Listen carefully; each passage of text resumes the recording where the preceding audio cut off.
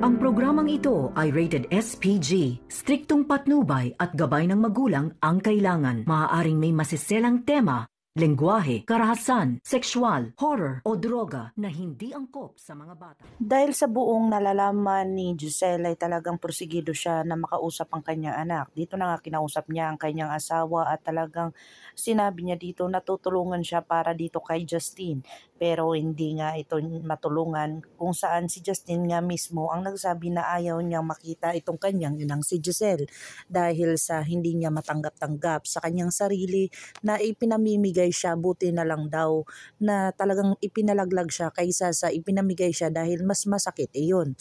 Dito na nga ay talagang nag-decide si Justine na makipagkita sa kanyang ina, pero ito ay magkikita lang sila saglit para ibigay lang ang kanyang regalo.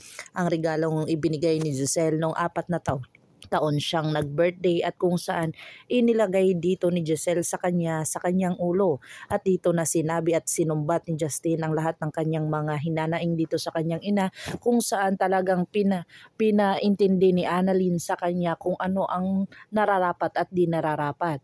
Pero nangangatwiran pa rin itong si Justine dahil sa talagang kinagisnan niyang buhay sa USA. Dito na talaga malugmok at nakakalungkot ang nangyayari dito kay Giselle, at talagang hindi niya inaasahan na iduduro at ipapasa sa kanya lahat ng kanyang mga kasinungalingan at kagagawan dati, at talagang pinagsisisihan niya na. Dito na siya nanghingi ng tawad sa kanyang anak, pero nagmamatigas pa rin itong si Justine, pero may malambot pa rin itong puso.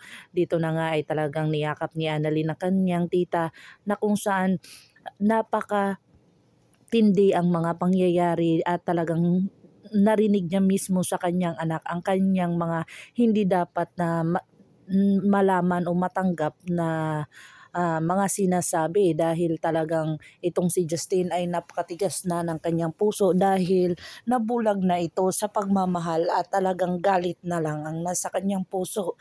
Dito na talaga porsigido itong si Giselle na may yakap ang kanyang pero hindi niya ito magawa. Dito na nga talagang pinuntahan ni Annalyn nitong si Justine, kung saan ito ang si Lynette ay umuwi na sa kanilang pamamahay.